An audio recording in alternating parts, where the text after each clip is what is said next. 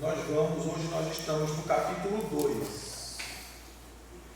Os irmãos que ainda não estão atualizados, com os assuntos, está tudo gravado, e os irmãos podem assistir as outras aulas,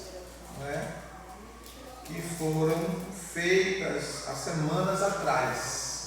Então vocês poderão ver lá no canal a introdução, depois primeira parte, segunda parte, terceira parte e assim sucessivamente, Hoje nós estamos no capítulo, vamos estudar o capítulo 2 da primeira carta a Timóteo. Vamos ler do verso 1 até o versículo 8 da primeira carta de Paulo a Timóteo. Então deixe sua Bíblia aberta aí nesta epístola, a fim de que você possa acompanhar. Aqueles que têm dificuldade, não tem problema, você anota e depois você vai ler, acompanhar na sua casa direitinho, conferindo tudo direitinho. Amém? Amém. Deixa eu botar aqui logo um pouquinho de gasosa.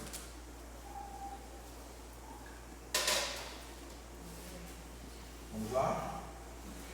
Antes de tudo, recomendo que se façam súplicas, orações, intercessões e ações de graças em favor de todas as pessoas. Aí ele começa pelos reis e por todos os que exercem a autoridade, para que tenhamos uma vida tranquila e pacífica, com toda a piedade e dignidade. Porque isto é bom e agradável diante de Deus, nosso Salvador, o qual deseja que todas as pessoas sejam salvas e cheguem ao pleno conhecimento da verdade. Porque há um só Deus e um só mediador entre Deus e o homem, Cristo Jesus, homem. Ele se entregou em resgate por todos, para servir de testemunho a seu próprio tempo.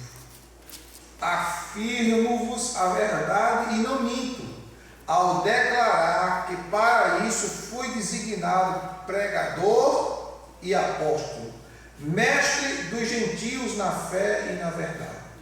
Portanto, determino que os homens orem em todo lugar, levantando as mãos santas, sem ira e sem contendas. Tem tradução que diz sem discussão. Então, irmãos, Paulo aqui, mais uma vez, como nós temos falado semanas anteriores, as orientações de um homem experiente, de um homem sábio, de um homem preparado para um jovem pastor, que iniciava o ministério e estava pastoreando uma igreja, a igreja de Éfeso. Éfeso era uma cidade que cultuava, que adorava a deusa Diana, conhecida também como Diana dos Efésios. Era uma cidade idólatra, era uma cidade voltada a todo tipo de perversão sórdida. E não era fácil para o jovem inexperiente pastorear uma igreja,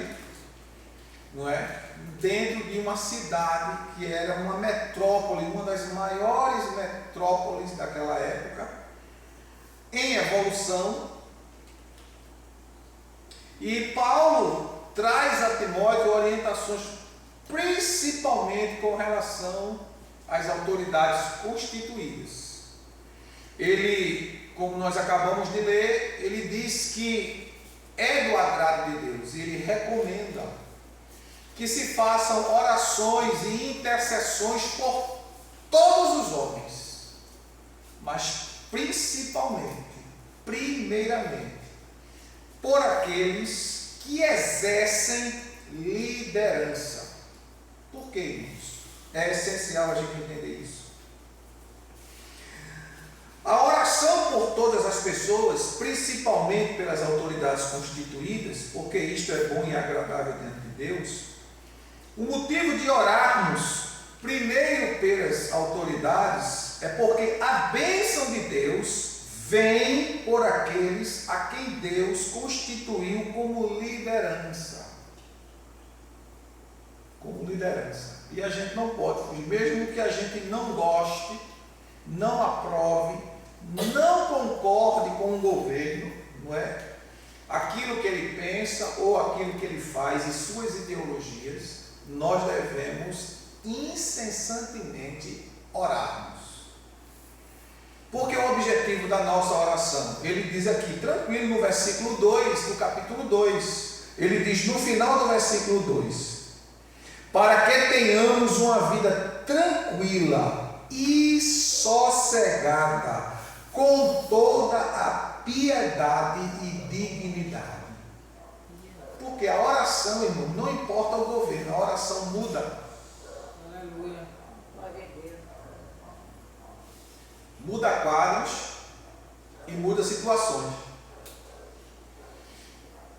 Às vezes Deus permite um governo corrupto e perverso sobre uma nação, justamente porque esta nação, este povo, não deu ouvidos a Deus. Aí Deus permite. Aí o povo começa a se lamentar, não é? Mas a palavra de Deus é bem clara quando diz o apóstolo Paulo escrevendo aos Romanos, no capítulo 1, verso 18 até o 32. Quando o apóstolo Paulo diz, porque do céu se manifesta a ira de Deus sobre toda a injustiça e impiedade dos homens, que deteram a verdade de Deus em mentira. Ou seja, eles invertem as coisas. E Paulo continua dizendo, pois mudaram o uso natural das coisas. Homem com homem se inflamando, mulher com mulher se inflamando, e fazendo-se semelhantes a animais, quadrúpedes e répteis. Aí a Bíblia diz, pelo que Deus os abandonou para destruírem os seus próprios corpos entre si. Deus os abandonou para durar sorte. Por quê? Porque rejeitaram a verdade de Deus. Então o que é que Deus faz? Deus permite um governo ruim, um governo mau, um governo maligno, porque eles foram abandonados por Deus porque se rebelaram contra a verdade de Deus. Vocês estão entendendo? Sim. Então Deus abandonou. Como aconteceu no dilúvio. 100 anos Deus avisando que iria destruir o mundo com água. O povo ouviu? Não ouviu. No verso 3 do capítulo 6 de Gênesis, a Bíblia diz, Deus disse claramente, o meu espírito não contenderá mais com o homem. Porque tem coisas que Deus vai falando, vai avisando, e a pessoa fica teimando com Deus, resistindo a Deus. Aí Deus tira a bênção dele, tira a proteção dele, tira a graça sobre ele. Graça quer dizer aqui favor, tira o favor dele sobre aquela pessoa e deixa essa pessoa à mercê das suas atitudes, porque não quis ouvir a verdade de Deus. Então, quando a palavra de Deus diz que nós devemos obedecer a essas autoridades constituídas, estarmos submissos a ela, não é porque ela é boa ou ruim, é porque foi Deus que instituiu ela. Por isso que a gente deve nos submeter com temor, com respeito, com reverência. que a Bíblia diz. Vamos lá para Romanos 13, vamos conferir. Romanos capítulo 13.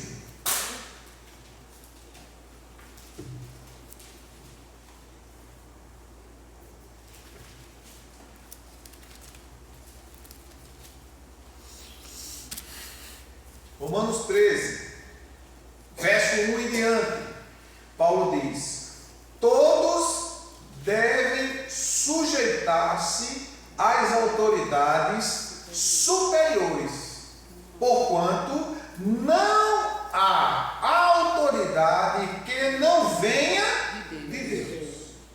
E as que existem foram ordenadas por Deus.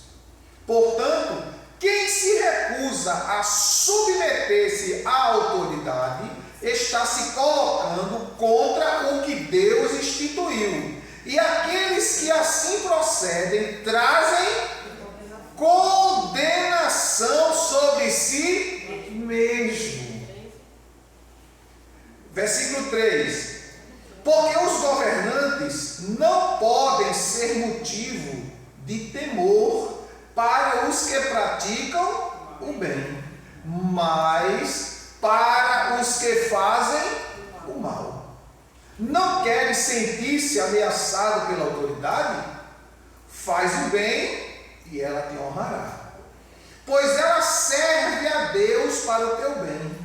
Mas se fizeres o mal, teme, pois não é sem razão que traz a espada.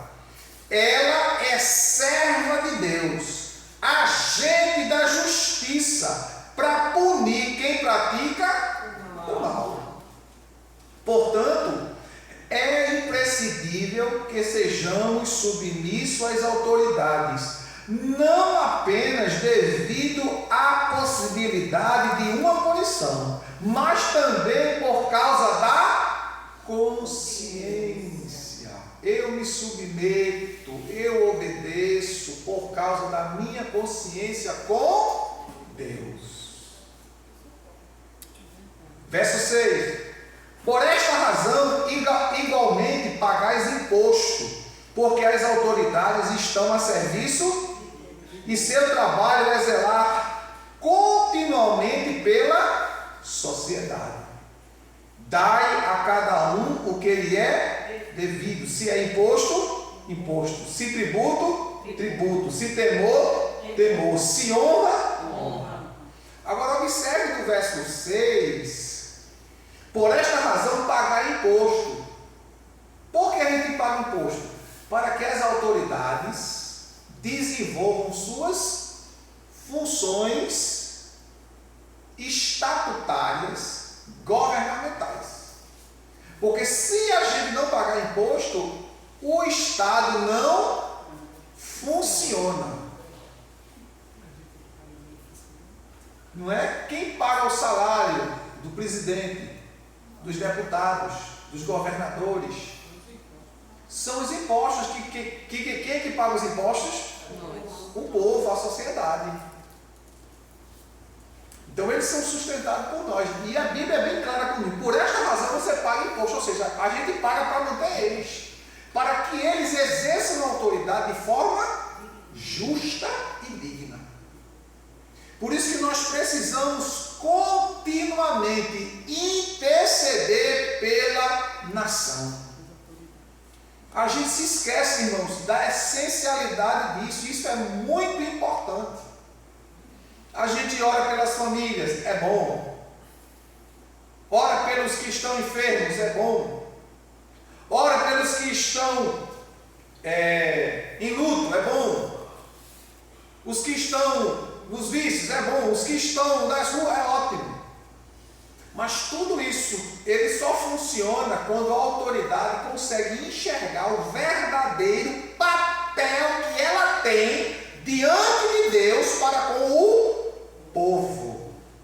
Se a autoridade constituída por Deus não enxergar isso, ela não servirá ao propósito de Deus, não servirá. Pelo contrário, será o inverso. Ela servirá ao propósito do diabo, que ela vai massacrar, humilhar, destruir e prejudicar a sociedade. Vocês entenderam, sim ou não? Sim. Então a autoridade ela foi constituída para isso. Deus constituiu as autoridades. Deus abençoa o povo, a nação, o país, através daquilo que Ele já ordenou. Ele já pré-ordenou isso lá no livro do Gênesis. E disse Deus, façamos o homem a nossa, conforme a nossa, e domine. A palavra dominar aí é governe. Governar, administrar, conduzir o povo. Não é? E como nós já estudamos aqui em outra oportunidade, que no capítulo 17, verso 14 a 20 do livro de Deuteronômio, Deus traz as diretrizes sobre o rei para que ele administre o povo de forma justa. Se ele não fizer de forma justa, Deus o julgará, Deus trará juízo sobre ele. Isso está escrito em Deuteronômio, capítulo 17, verso 14 ao 20. Então, irmãos, quando Deus constitui as autoridades, o propósito de Deus constituir autoridades é para que aqueles que estão exercendo autoridades, eles exerçam com misericórdia, com compaixão, com sabedoria, não visando eles próprios, mas visando o contexto todo o contexto. E Paulo ainda insiste lá no capítulo 3, vamos lá, 3 da carta a Tito, carta de Paulo a Tito, capítulo 3, verso 1 e 2. Tito 3, 1 e 2. Lembra a todos que devem ser submissos aos que sobre eles governam. As autoridades, e as autoridades sejam obedientes, estejam sempre prontos a fazer tudo o que é bom. Não promovam a calúnia de ninguém. Sejam pacíficos, equilibrados, demonstrando verdadeira mansidão para com todas as pessoas. Olha, Paulo escrevendo aqui a Tito, Paulo diz a mesma coisa a Tito, só que com outras palavras, com palavras sinônimas, mas com o mesmo sentido. Vocês estão entendendo? E ainda, Pedro, o apóstolo Pedro, porque a Bíblia não foi inspirada pelo homem, ela é de origem divina. Então Pedro ensina a mesma coisa com palavras diferentes. Capítulo 2 de 1 Pedro, verso 13 ao 17. Diz assim: por causa do Senhor, vê como Pedro começa, por causa do Senhor, submetei-vos a toda a autoridade constituída. E a autoridade constituída, ela é o quê? Humana. Deus vai mandar os anjos aqui para governar a gente? Não.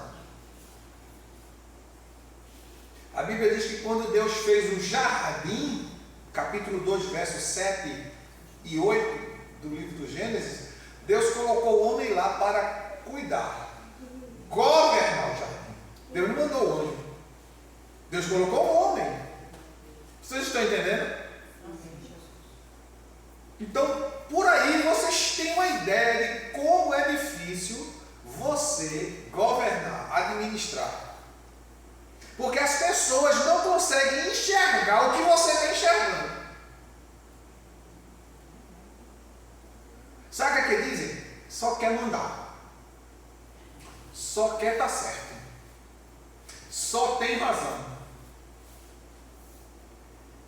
Porque a pessoa, irmão, que é chamado para liderar, ele tem uma visão diferente de quem é liderado. A pessoa que lidera, ele vê nas entrelinhas os detalhes que a pessoa não está vendo.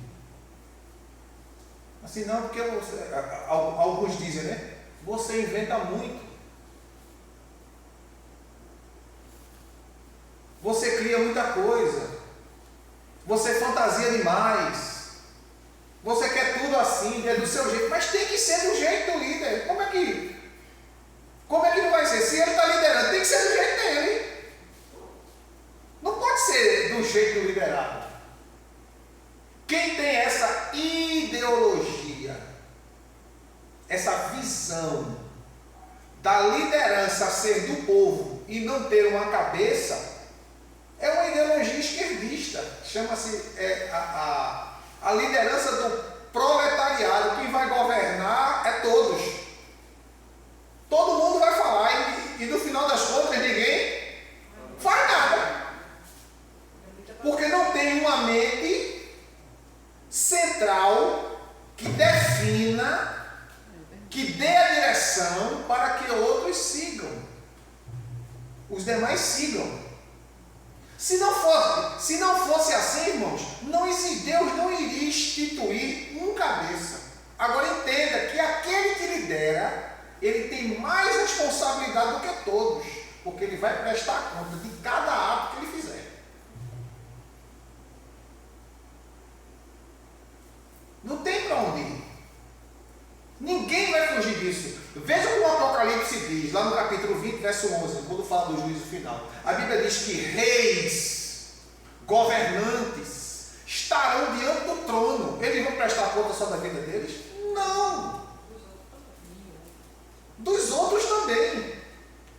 Quando você ensina errado, manda errado, fala errado, age errado e traz influência sobre o outro, você vai prestar conta dele.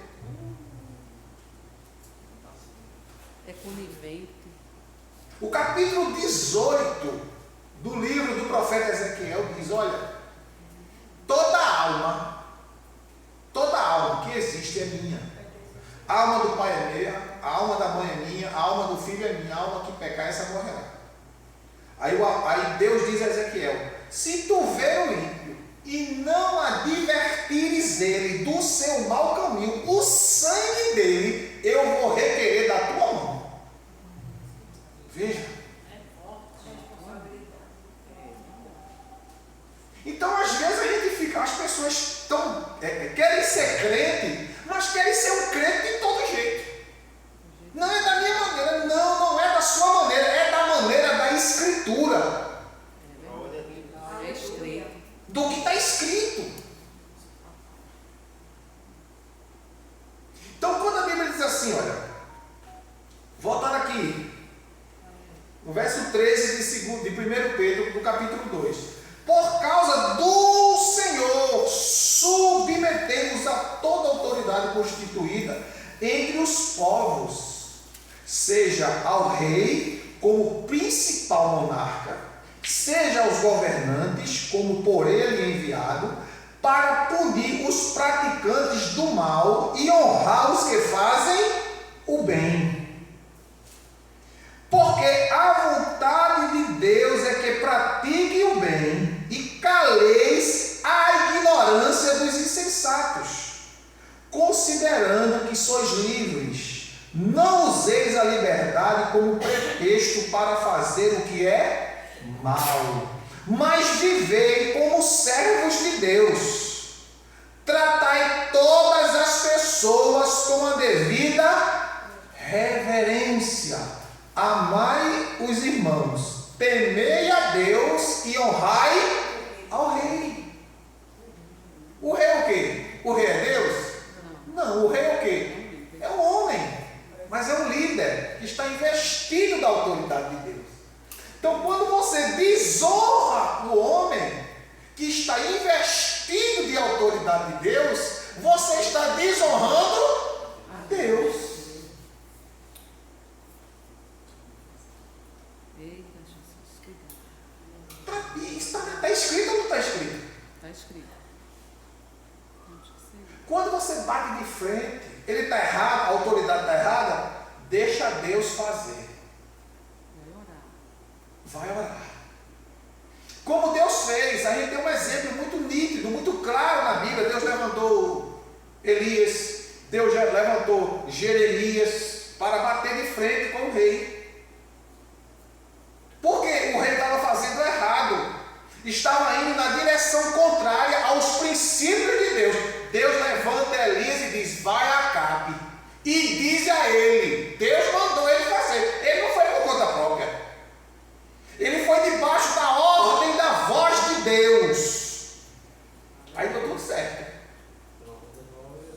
Mas quando você vai sem estar debaixo da ordem de Deus, você traz um problema para você e para toda a população. Para todo mundo. Não há reino dividido que fique de pé. Ele se autodestrói. E dentro desse contexto, a Bíblia é bem clara que as autoridades foram constituídas por Deus. Veja que nós estamos estudando uma carta pastoral. Uma carta de um pastor para outro pastor. A orientação de um pastor velho e experiente para um pastor jovem que estava começando. Não esqueça de respeitar as autoridades constituídas. Segue o exemplo padrão de tudo que tu aprendesse comigo, Timóteo. Não é? Na época em que Paulo escreveu essa carta aqui, Nero estava como imperador de Roma e exercia seus plenos poderes. Paulo sempre recomendava uma vida de piedade. Paulo não disse a Timóteo: deixa de ser crente, deixa de orar, deixa de buscar. Não, continua, busca. Capítulo 4, vamos voltar lá para Timóteo. Capítulo 4, versos 7 e 8.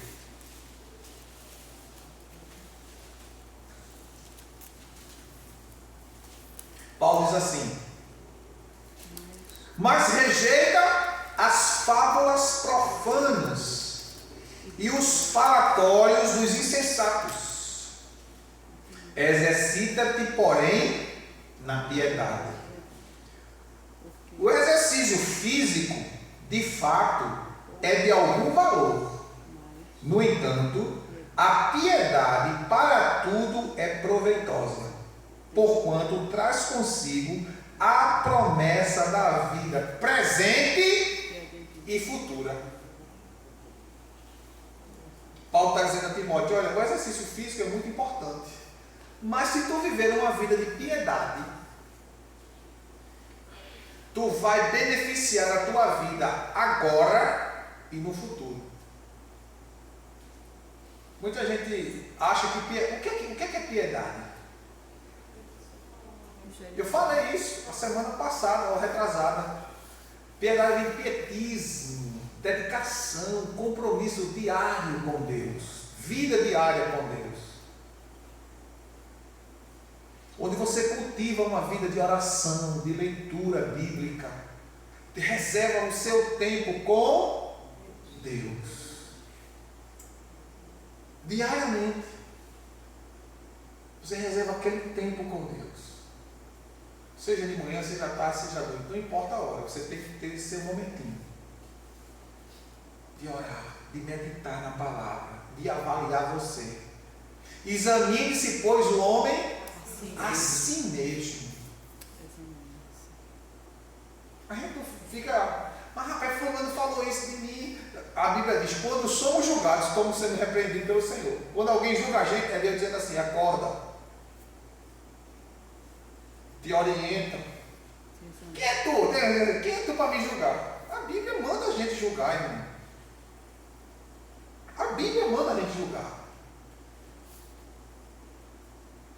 O julgamento aqui é no sentido de definir o certo do errado, o bom do ruim, o justo do injusto. Quem é que tu vai me julgar? Tu está apontando para mim, mas tu muda. Não. A Bíblia diz que que quando somos julgados, estamos sendo repreendidos pelo Senhor, para não sermos condenados com o mundo. Aí a pessoa fica com raiva, faz biquinho, beicinho e tudo mais. É Deus falando com a gente, acorda. Olha, estás ouvindo as pedras falando, as pedras clamando, apontando para tu, é para tu te ajeitar. Entendeu? Então a gente precisa se voltar para isso, ter uma vida de piedade, uma vida de busca. Paulo diz assim, olha, rejeita as fábulas e os falatórios insensatos, que não produz nada de bom, mas exercita-te na piedade. Exercitar a comunhão, a vida com Deus.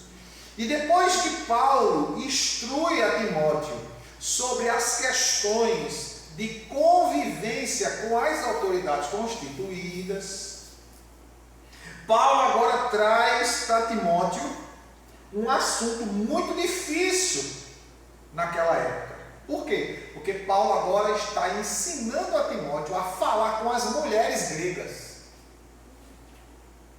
Falar com uma mulher judia já era difícil. Imagine você falar para uma grega como ela deve se comportar e se vestir.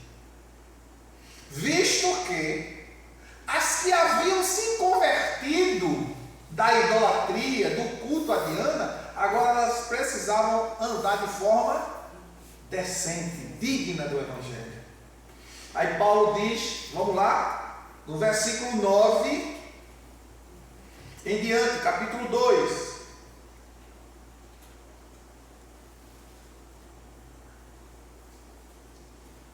Semelhantemente, recomendo que as mulheres se vistam com decência, modesta e descrição.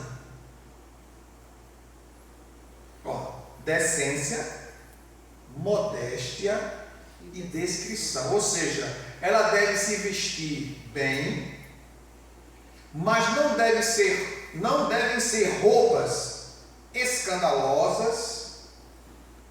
Quando eu digo escandalosa, quando a Bíblia fala aqui escandalosa, não está falando de roupa que expõe o corpo, mas está falando de roupas que chamam a atenção. Pelo quê? Pelo tipo de tecido, pelo tipo de brilho, pelo tipo de formato. Ele está dizendo assim, com decência, modéstia e descrição, que ela não seja exagerada, notada. Que ela não chame a atenção. Por quê, irmãos? Quando a gente se veste, a gente tem que se vestir para a glória de Deus. Tem gente, a maioria das pessoas se vestem para os outros. Eu vou me vestir porque lá quando eu chegar eu vou abalar, vou chamar a atenção de todo mundo. Aí Paulo diz, não com tranças, nem com ouro ou pérolas, ou com roupas muito caras. É o que a minha Bíblia diz aqui, com roupas caras, mas que se vistam de boas obras, como convém a mulheres que professam servir ao Senhor. A mulher deve aprender em silêncio, com toda reverência. Não é permitido que a mulher exerça autoridade sobre o homem, esteja, portanto, submissa. Porque Adão foi criado e Eva, e mais, Adão não foi, mas a mulher é que foi enganada e caiu em transgressão. Contudo, a mulher será restaurada, dando à luz filhos, desde que permaneça na fé, no amor, na santidade, com bom senso. É o que a Bíblia está dizendo. Estou inventando alguma coisa?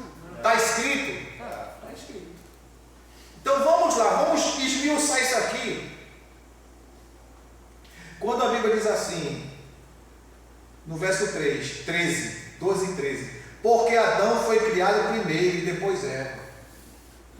Então, quando a Bíblia dá ao homem a primazia ou a autoridade, não é porque o homem é melhor que a mulher. Não é porque o homem é mais inteligente que a mulher. Não é porque o homem é mais capaz do que a mulher. Não, é por ordem de chegada. Ele veio primeiro.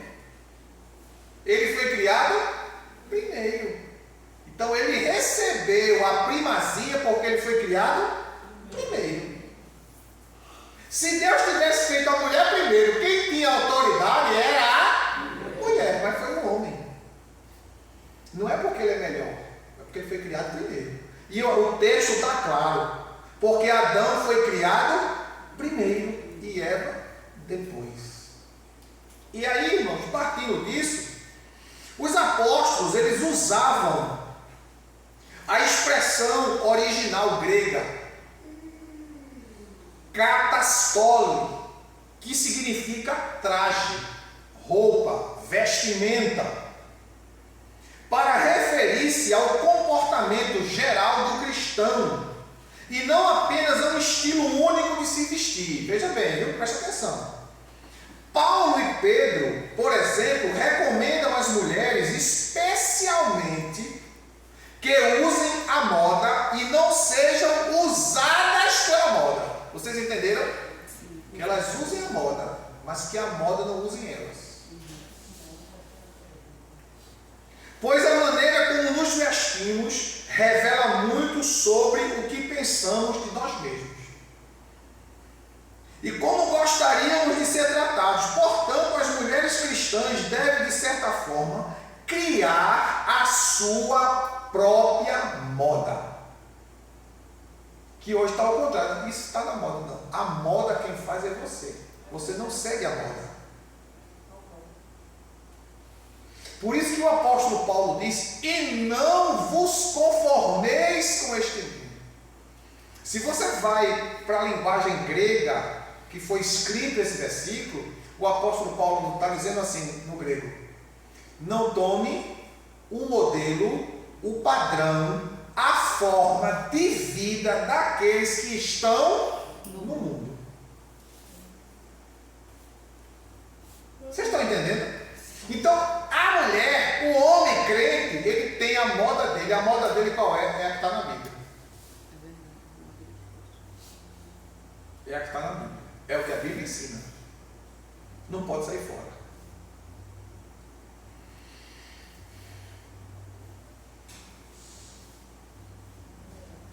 Portanto, as mulheres cristãs devem, de certa forma, criar a própria moda, testemunhando seu bom senso cristão. No original grego, a palavra cosmios significa decência. Paulo as exorta a uma atitude marcadamente feminina. Porque uma mulher, irmão, verdadeiramente feminina, ela não precisa se expor. É verdade. A beleza da mulher está na simplicidade dela ser o que ela já é: mulher. Não precisa de muito aparato. A mulher, quando ela começa a se aparentar demais, fica feio e ridículo. Aquela mulher que bota umas unhas em cima do dedo que parece uns espetos. É horrível, irmão. Horrível. E o pior é que elas acham aquilo bonito. Por quê? Porque ela está cega pelo sistema.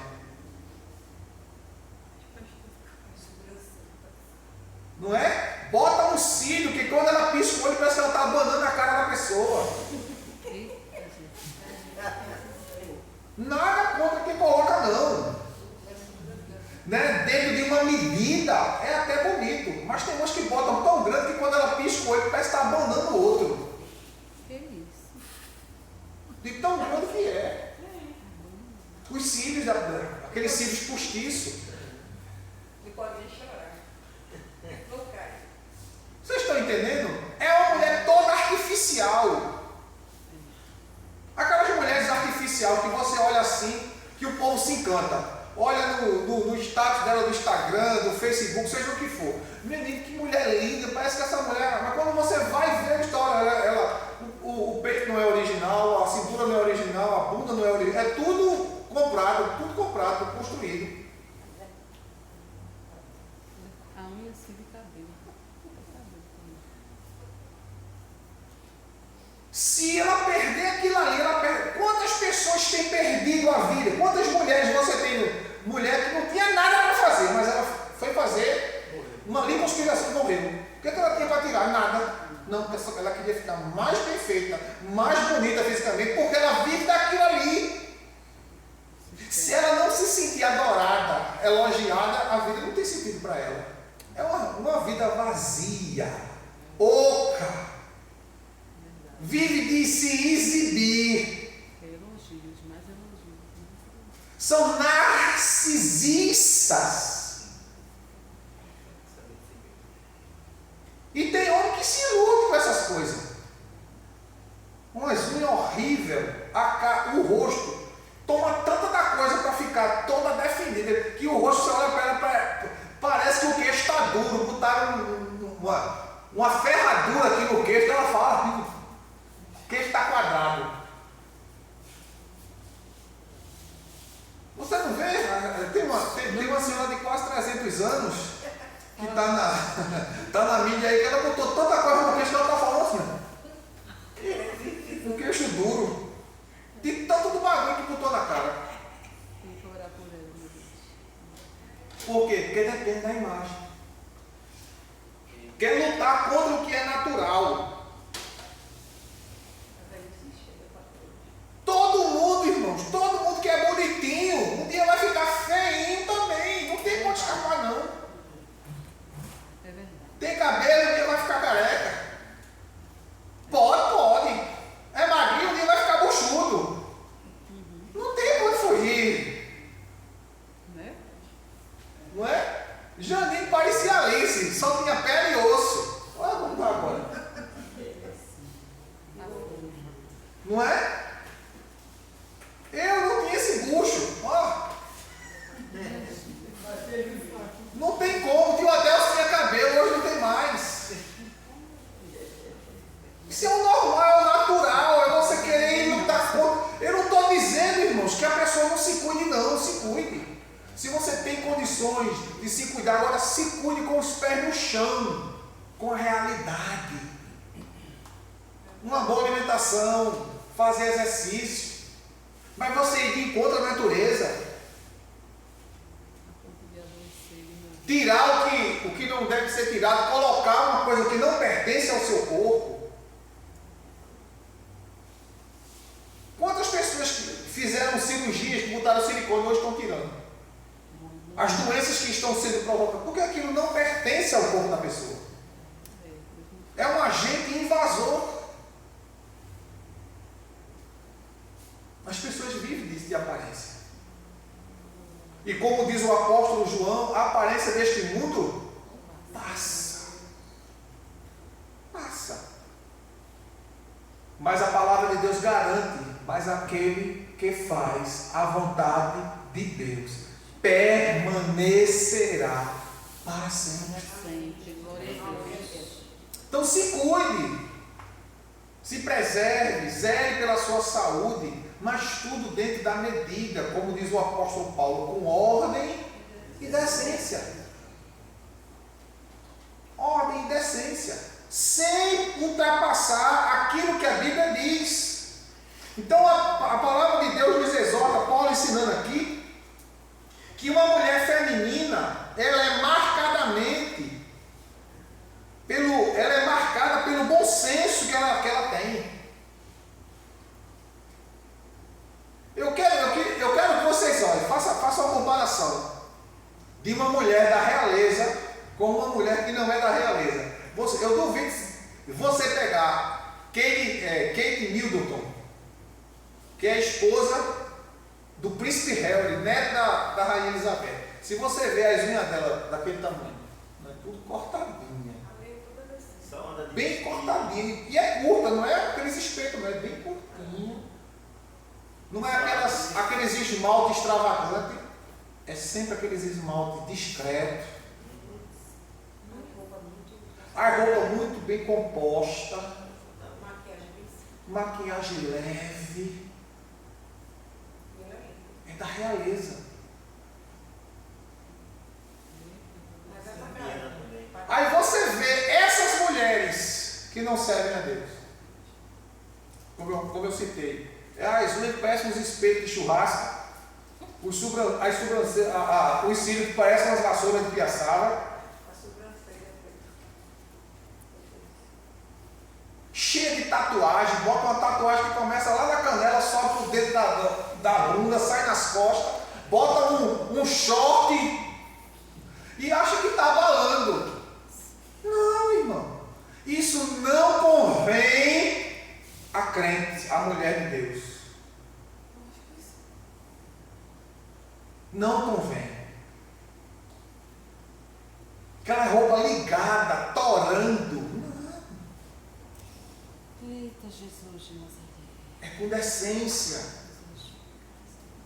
Paulo exorta uma atitude marcadamente feminina, de bom gosto, sensibilidade e simplicidade, em contraste com o conceito de moda propagado pelo sistema mundano, e que sempre, o sistema de moda mundano, sempre envolve luxo, exibicionismo, sensualidade apelativa e falsidade.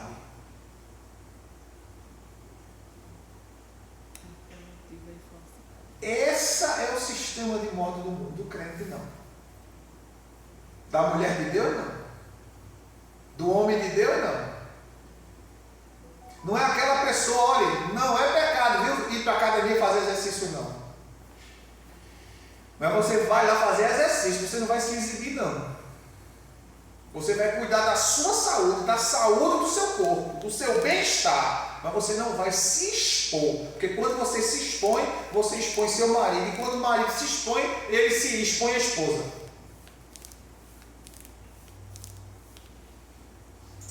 É verdade. É decência, é ordem, é santidade. Primeira carta do apóstolo Pedro. Vamos lá? Voltar lá para a primeira carta de Pedro. Primeira carta do apóstolo Pedro, capítulo 3.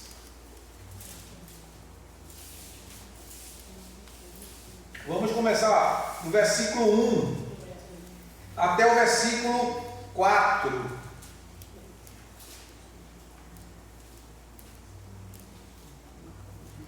Da mesma maneira, esposas, cada uma de vós seja submissa a vosso próprio marido, com o propósito de que alguns deles ainda são contra a palavra, sejam convertidos sem palavra, mas pelo procedimento de suas esposas, testemunhando a vossa maneira de ser honesta e respeitosa.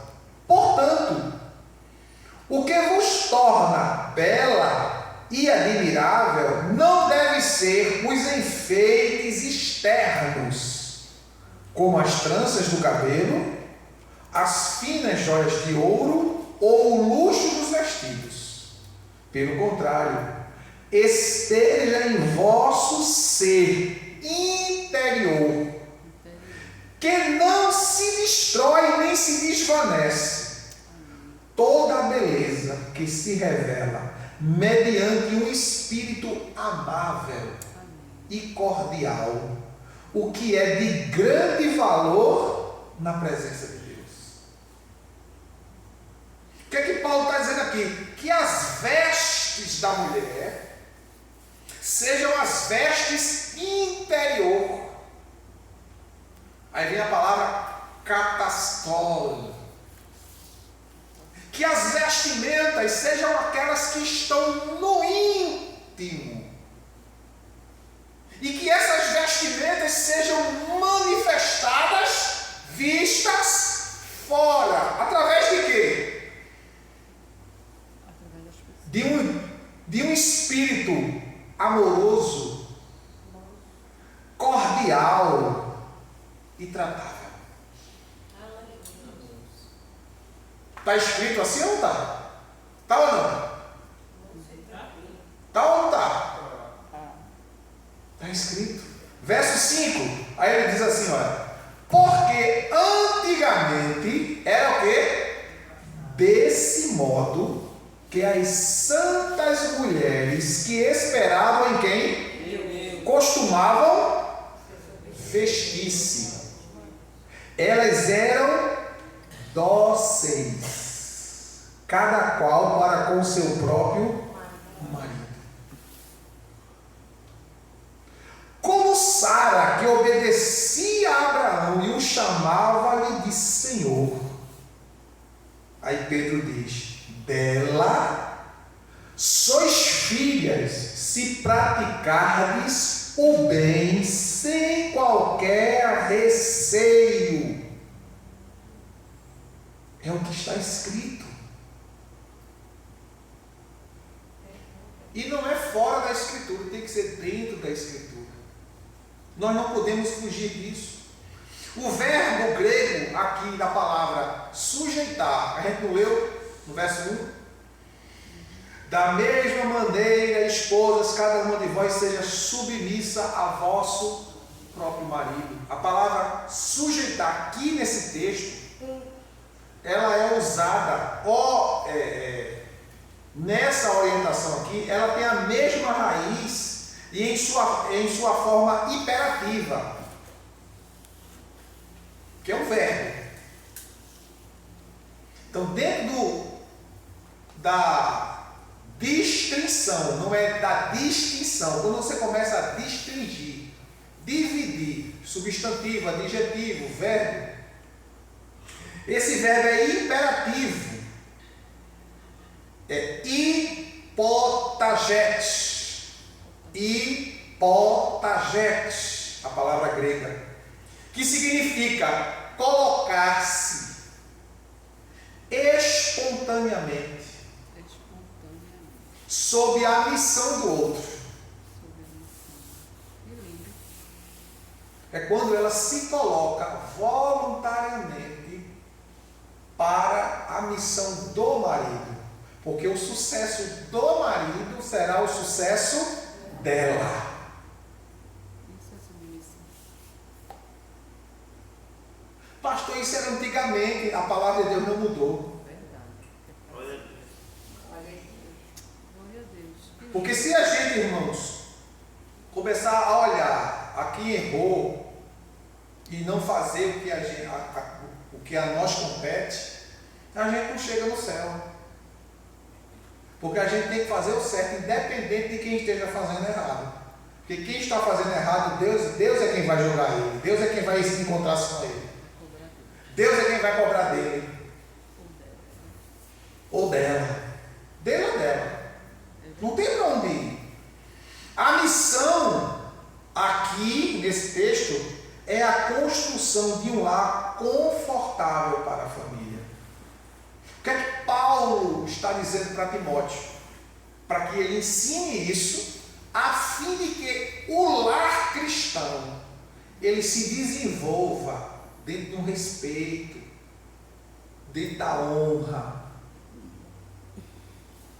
que eles entendam os papéis que eles precisam desenvolver dentro do casamento, para que a igreja, Timóteo, fique bem.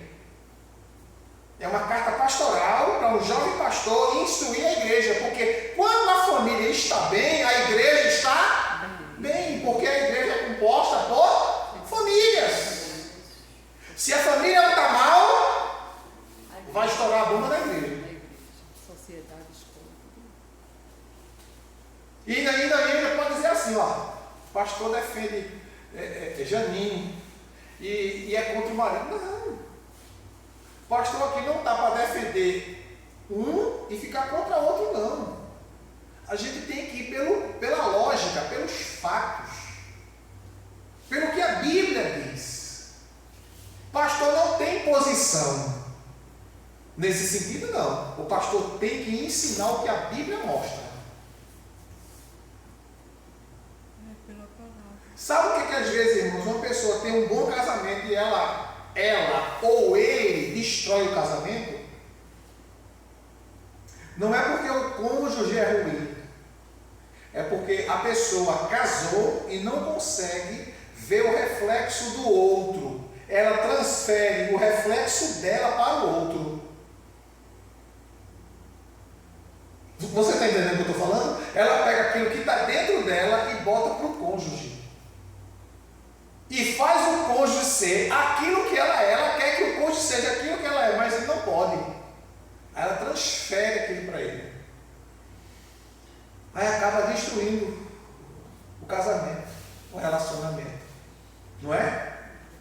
No domingo agora nós estamos falando, já 2 domingos que nós estamos falando sobre não seja vítima dos seus olhos. Domingo agora que vem, se Deus assim permitir, a gente vai falar a terceira parte. Falamos a primeira, falamos a segunda, agora vamos falar a terceira. Então você que ainda não viu, não pegue lá, está tudo lá no canal, assista. Para quando você ouvir a primeira, teve até uma irmã que foi lá em casa, não é? Eu disse a ela, olha, fui mostrar a ela, né? Está tudo escrito aqui, ó. Peguei o caderno, está tudo escrito aqui. Para quando eu estiver falando na igreja, você não está dizendo que eu estou dando direta para você. Não, pastor, eu sei. Não foi, Cleiton? Foi verdade. Ela estava lá em casa, eu disse, olha aqui, venha ver aqui, peguei o caderno, abri o caderno, está tudo escrito aqui. Para quando eu estiver na igreja pregando sobre esse assunto, você não diga que eu estou soltando direta para você. Porque tem gente que é assim, não, pastor, eu estou soltando direta para mim. Púlpito, rapaz, não é lugar de soltar direta não. Púlpito você tem que ensinar o que está escrito. Não é lugar de desabafo. Eu mostrei a ela tudinho, olha aqui, ó. Não é esse caderno aqui, esse aqui é o amarelo, é o cor de laranja. E ela deu uma olhadinha mesmo assim. Está tudo escritinho aqui. Mas depois você dizer, não, o pastor está pregando, está soltando direta para mim. Não. Aí é casa cega. Púlpito é lugar Tem que falar o que está escrito. Não é lugar de desabafo. Sem aumentar nem diminuir. É verdade. Amém, irmãos? Amém. Que Deus em Cristo Jesus nos abençoe. E se Deus permitir, na próxima semana a gente continua, não é? Nesse assunto da carta de Paulo a Timóteo, a gente vai falando sobre esses assuntos tão importantes e de grande relevância para a vida da igreja, não é? Como um todo, e para a sua vida pessoal.